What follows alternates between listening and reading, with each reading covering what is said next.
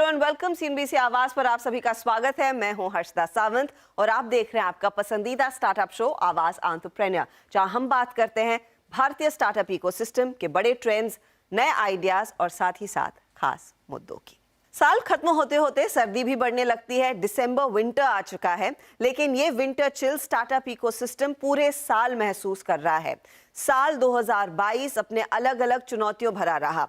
इस मंच आवाज एंटरप्रेन्योर पर हमने इन चुनौतियों को हाईलाइट किया, इस पर चर्चा भी की। चाहे वो स्टार्टअप्स में काम कर रहे 18,000 से ज्यादा कर्मचारियों की छटनी की बात हो, मेगा डील में 50% कमी आई हो, या फिर कई आईपीओ के प्लान्स जो ठंडे बस्ते में चले गए। और तो और जिन कंपनियों ने इस साल फंड रेज किया वो कम वैल्यूएशंस पर हुआ है।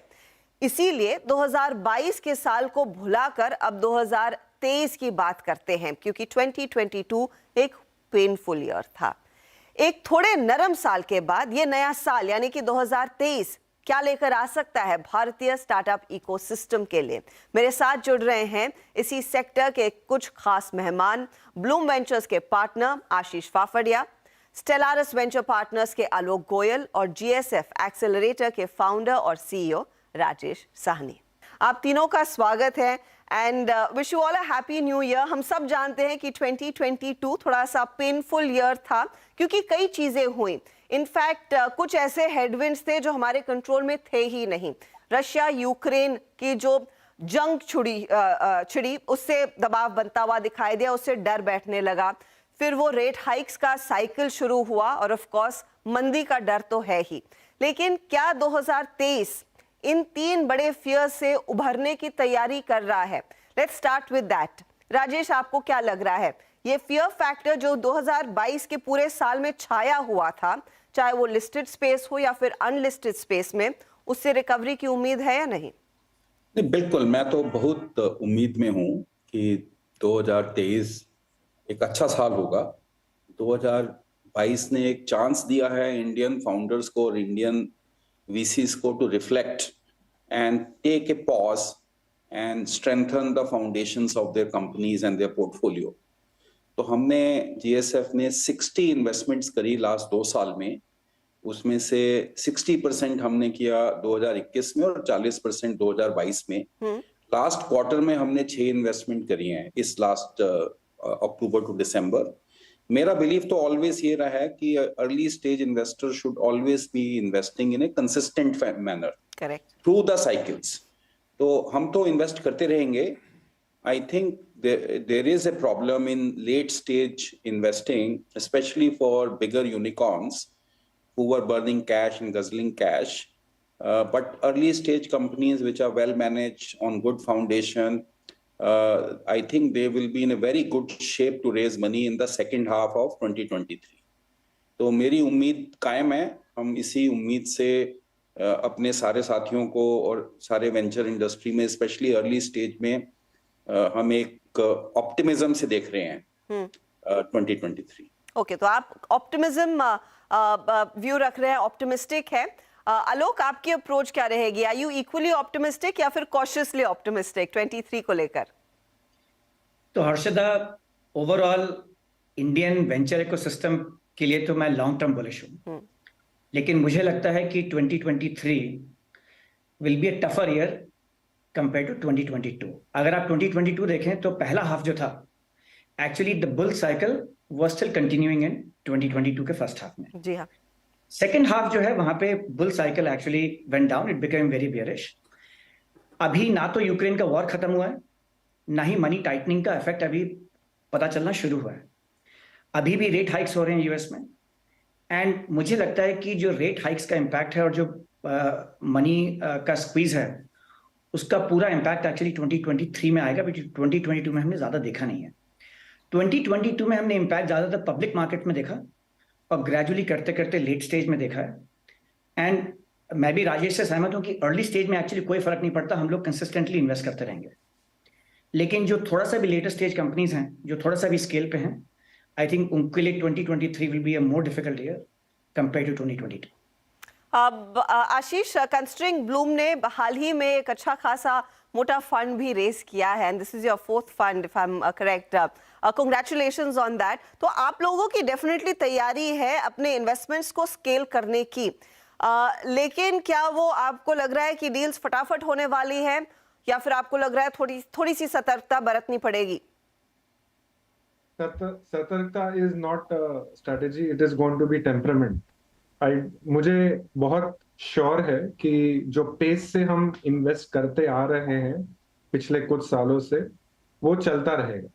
जब 21 में हम मोमेंटम देख रहे थे तभी we didn't increase our pace, और जब 22 में हम लोग ने कॉशन देखा दैट टाइम आल्सो पेस हम लोग ने कम नहीं किया था.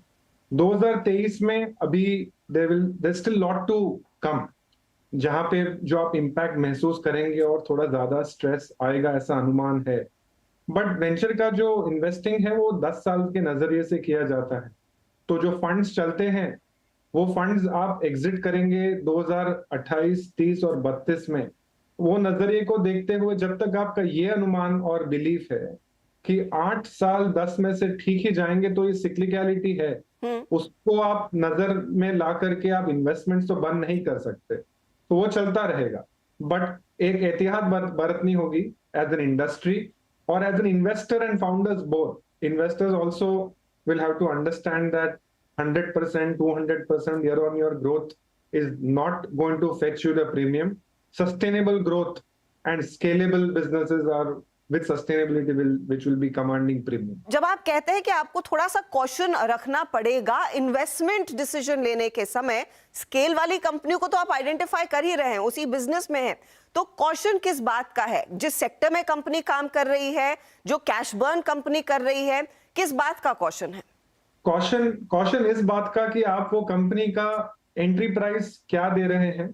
कॉशन उस बात का कि आप वो क्या आपका जो जॉइंट एक अग्रीमेंट होता है कि एज अ कंपनी आप विजन रख रहे हो कि आपका जो टारगेट्स है अगले 1 साल, 1.5 साल, 2 साल में वो क्या कैपिटल आप किस तरीके से यूज करेंगे. आप ब्लाइंडली उसको, it's not going to be an era where easy money is going to be there on tap. So you'll have to be alerting your ecosystem and your founders as an investor to make sure that whatever capital is being raised, you are able to use it to get to from point A to point B in a meaningful manner. जी. As an investor आपको थोड़े reserves भी रखने पड़ेंगे. As a founder आपको ये mindset में रखना पड़ेगा कि जब तक मैं सही तरीके से milestone cross नहीं करूंगा मुझे और funds नहीं मिलेंगे. तो की माइलस्टोन्स इनफैक्ट आप लोग ट्रैक भी करते आएंगे, which I am sure you already been doing. Rajesh, मैं इनफैक्ट आपका ट्वीट पढ़ रही थी जहां पे आपने कहा आप कंपनी के फाउंडर से एक बहुत गहरी रिलेशनशिप बांधते हैं और उसमें मजा आता है, और वहीं पर आप दोनों मिलकर फिर कंपनी के लिए एक स्केल की तैयारी करते हैं या फिर उसके फ्यूचर के बारे में सोचते हैं. तो इस रिलेशनशिप में क्या अब आपको मॉनिटर का भी रोल निभाना पड़ेगा, थोड़ा सा और टाइट रखना पड़ेगा कि फाउंडर्स पैसा कैसे खर्च कर रहे हैं, या फिर उनको और करीबी से मेंटोर करना पड़ेगा कि ऐसा करोगे तो शायद ये गलत पड़ सकता है? नहीं, बहुत आई थिंक सो. एक 2022 ने हम सबको इंडस्ट्री में और फाउंडर्स को भी सेल्फ रिफ्लेक्शन मोड में लाए. 2021 एक ईयर ऑफ इंटेलिजेंस था इन मेरे व्यू में. एक ग्लोबल लिक्विडिटी इतनी ज्यादा थी फाउंडर्स के लिए और वीसीज के लिए, इतना सारा capital was just flooding into the market, and as a result some of the founders and some of the companies got ahead of themselves. 2020 में अब वो समझ आ गई है कि कैपिटल की साइकिल्स चेंज होती हैं.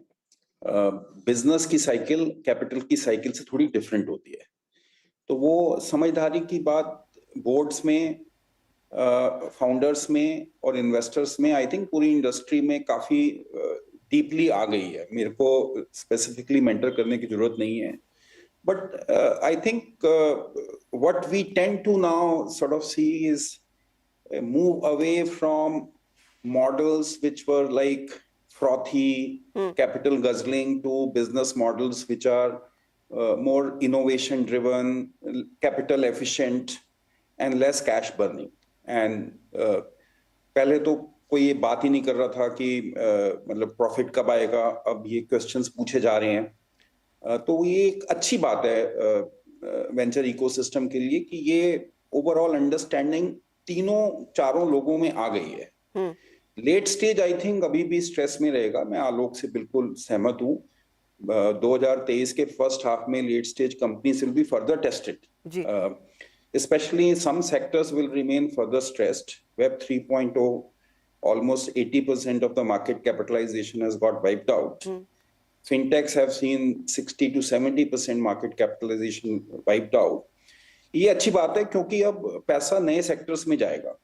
जैसे आई थिंक कुछ सेक्टर्स जो इग्नोर हुए, agritech, space tech, deep tech, अब वेंचर इंडस्ट्रियलिस्ट वही उस पे नजरिया रख रहे हैं जो पहले रखते थे, जो टू फॉस्टर इनोवेशन। तो डिलीवरी टेक टू फिनटेक से पैसा agri tech and space tech and drone tech and defence tech की तरफ जाने की कोशिश कर रहा है। तो ये एक अच्छा ट्रेंड है, डिवर्सिफिकेशन ऑफ इंडस्ट्री होगा, इनोवेशन थोड़ी वाइड हो जाएगी अभी। And for a early stage company I think that's a trend that we watch very very carefully. And it's an interesting trend actually, जो हमने देखा भी है कि ये जो सभी कंपनियां उभर कर आई हैं, जो सितारे बनी हैं, पोस्टर बॉयज बने हैं भारतीय स्टार्टअप इकोसिस्टम के, वो दरअसल कंजम्पशन थीम को राइड कर रहे थे। इसमें से कई मॉडल कॉपी पेस्ट मॉडल्स भी थे। अमेरिका में जो चला, भारत में अपनाने की कोशिश की, और कुछ जगह ये हिट हुए हैं, कुछ जगह मिस हुए हैं। इस मोड़ पर लेंगे एक छोटा सा ब्रेक, लेकिन चर्चा को जारी रखेंगे। आप बने रहिए CNBC आवाज के साथ। वेलकम बैक, आप देख रहे हैं आवाज एंटरप्रेन्योर, और 2022 को कर रहे हैं हम अलविदा एंड वेलकम 2023। क्या लेकर आ सकता है नया साल भारतीय स्टार्टअप इकोसिस्टम के लिए, इसी पर चर्चा करने के लिए मेरे साथ हैं ब्लूम वेंचर्स के आशीष फाफड़िया, स्टेलारिस वेंचर्स के आलोक गोयल और GSF एक्सेलरेटर के राजेश साहनी। ये जो कैश बर्न का मुद्दा आता है आलोक, क्या वो एक सबसे बड़ी चीज है जो अब लोगों को रोकनी होगी? ये listed players, for an example Vijay Shekhar Sharma भी कह रहे हैं कि it's time and we are putting an end to that cash burn, क्योंकि उन्होंने वो पेन देखा है। तो ये क्या एक बड़ी लर्निंग रही है इस पूरे इकोसिस्टम के लिए? And are you also advising कि कैश बर्न जितना कम हो सके उतना करें, उससे दूर रहे? एक्चुअली हर्षदा, मुझे लगता है कि हम लोगों का रोल काफी तरीके से कॉन्ट्रेरियन है। जब 2021 में लग रहा था कि पार्टी चल रही है और कैपिटल बहुत ही फ्रीली अवेलेबल है, हम लोगों का काम था एंटरप्रेन्योर्स को बताना कि ये जो पार्टी अभी चल रही है हमेशा नहीं चलेगी। करेक्ट। इनफैक्ट तब हमारा काम था कि जो आप कैश बर्न अभी कर रहे हैं इसको कंट्रोल में लाइए, बिकॉज ये कभी ना कभी जाके किसी ना किसी वॉल को हिट करेगा। सिमिलरली अब हमारा काम ये भी है बताना बहुत सारी कंपनीज को जिनके पास बैंक में कैश है, that look these times will change as well, and जो कंपनीज अच्छा कर रही हैं, this is the time for them to acquire good talent. कुछ लोग किसी और नई कंपनीज को एक्वायर भी कर सकते हैं, नई ज्योग्राफीज में जा सकते हैं। तो काफी सारी कंपनीज हर्षदा ऐसी हैं जहां पे हम एक्चुअली फाउंडर्स को बोल रहे हैं कि this is the time for them to be more aggressive. In fact at the same time आप भी ठीक कह रही हैं हर्षदा कि कुछ कंपनीज जिनका बर्न या यूनिट इकोनॉमिक्स एडअप नहीं कर रहा है, इसमें we are advising them to conserve cash. तो वो इक्वेशन दोनों तरफ थोड़ा मैटर करती है, बट इन जनरल हम लोगों का काम इन सम वेज इसकी आज की विंड को ना देख के, बट कल की क्या विंड होगी उसके हिसाब से कंपनीज को एडवाइस करें। तो चलिए उसी की बात करते हैं। तो कल की हवा किस दिशा में चलती हुई दिखाई देगी? क्योंकि आलोक, आपका जो पहली कमेंट थी वो यही थी कि आप कॉशियस रहेंगे, और आपको लगता है जो पेन पॉइंट्स हमने गिनाए थे, beat US Europe recession, beat interest rate hikes, या फिर वो यूक्रेन रशिया वाली वॉर, वो अभी भी हमारे सर पर है, उससे हम आगे बढ़े नहीं हैं। तो ये अगर इस कॉन्टेक्स्ट को जस का तस रखें, हवा किस तरफ चलने वाली है, बताइए, आपका क्या अंदाजा है? देखिए, जहां तक कि अर्ली स्टेज का हिसाब है, हम लोग नॉर्मली जब कंपनीज में आते हैं, एंड मेरे हिसाब से यही ट्रू ब्लूम के लिए भी है, राजेश के लिए भी ट्रू है, हम लोग कंपनीज के बिल्कुल ग्राउंड फ्लोर पे आते हैं जी। काफी ऑफन तो उनके पास कोई प्रोडक्ट भी नहीं होता उस वक्त। तो एक्चुअली मुझे लगता है कि उनके लिए ये एक्चुअली बहुत अच्छा एनवायरनमेंट है, बिकॉज मार्केट में नॉइज लेवल काफी कम हो गई है इस वक्त, राइट? तो इस वक्त उनका फोकस है प्रोडक्ट बनाना और प्रोडक्ट मार्केट फिट को एक्सप्लोर करना। तो उनके केस में मेरे हिसाब से कोई खास डिफरेंस नहीं है। जो लेट स्टेज है उसमें अभी भी मुझे लगता है कि 2023 में स्ट्रेस रहेगा, बिकॉज इवन दो कि पब्लिक मार्केट्स में मल्टीपल सा करेक्शन हुआ है, मेरे हिसाब से अभी अर्निंग से करेक्शन नहीं हुआ, and public and private markets have not caught up with public markets yet. So अब वो 6 महीने चलेगा या 12 महीने चलेगा, ये एक्चुअली अनुमान लगाना बहुत मुश्किल है हर्षदा जी। जी एंड अनसर्टेनिटी में at least our advice to entrepreneurs is कि अगर आपको अपनी डेस्टिनी कंट्रोल करनी है, the best way you can do it is by having cash in the bank. And so we will still be cautious with our late stage companies unless they are market leaders and they have plenty of cash in the bank. Okay, I get that point. Ashish, क्या आपको भी लग रहा है जब आप अपनी late stage कंपनियों से बात करते हैं तो उनको भी कहेंगे कि थोड़ा सा अब और आपका भी रवैया उनके प्रति थोड़ा सा कॉशियस रहेगा and majority of the money will go to the newer players, the upcoming blue eyed babies baby? So not blue eyed babies, but हाँ, आप डेफिनेटली इतना तो आप एहतियात बरतेंगे और ये सुझाव देंगे अपने कंपनीज के फाउंडर्स को कि आप इसको आईपीओ एनवायरनमेंट में अपना परफॉर्मेंस मॉडल कीजिए। जो ग्रोथ स्टेज कंपनीज है जहां पर आप 2024, 25, 26 में उन्हें देख रहे हैं as a public listed company, तो आप यही सुझाव देंगे कि आप प्लीज उस एनवायरनमेंट में मॉडल करके समझाइए बोर्ड को कि ऐसे परफॉर्मेंस कैसे रहेगा और कैसे आप क्वार्टर ऑन क्वार्टर 10-15% ग्रो करेंगे, ना कि 100%, 150% on a year on year basis. जी, तो वो हो गया ग्रोथ स्टेज। जहां तक अर्ली स्टेज है, you will continue to invest, वहां पे बर्न अनिवार्य है। आप इन्वेस्टमेंट फेज में हो जैसे एज अ फंड, वैसे वो कंपनीज भी अपना बना रहे हैं गार्डरेल्स, तो वहां तो बर्न होगा और अगले 1-1.5-2 साल तक चलता रहेगा। आप जब तक उसको एक 8-10 साल के नजरिए से देख रहे हैं तब तक सही जर्नी है। Growth stage, you are going to look at it with a 2-3 year horizon and ask them to work with a lens which will ultimately sustain them post listing, so that we will have a salient environment for them, and unlike what has happened the last 12 months. अब मैं आप लोगों से ये पूछना चाहूंगी, considering all of you are eager to invest in the early stage, अगला साल किस तरह के इन्वेस्टमेंट्स पर आप फोकस करना चाहेंगे? Ashish, let's begin with you, because Bloom ने हाल ही में एक अच्छा खासा फंड रेज किया है। What attracts Bloom eight this point in time? किन सेक्टर्स, किस तरह की कंपनियों में निवेश करने के लिए आप लोग उत्सुक हैं? So हमारा जो पहला फेज ऑफ पोर्टफोलियो कंस्ट्रक्शन जो है for this new fund has already happened. Okay. We have already made about 12 investments, and that includes SaaS, which we have always been bullish on. That also includes deep tech and EV. EV has been a vertical which we have championed all through the last 4-5 years, and we have already made 3 EV investments from this new fund. Financial services, हमारा ये बहुत strong belief है कि आगे चलकर भी ये एक बहुत अहम पहिया रहेगा, एंड हम लोग इन वर्टिकल्स की तरह ना देख करके उनको हॉरिजॉन्टल्स की तरह देख रहे हैं कि जहां पे आप फाइनेंशियल सर्विसेज में और अंदर आप उसको डिवाइड करेंगे into insurance, wealth and various other guardrails businesses as well. जी, दीज आर द 3 जहां पे इन्वेस्टमेंट्स ऑलरेडी हो चुके हैं.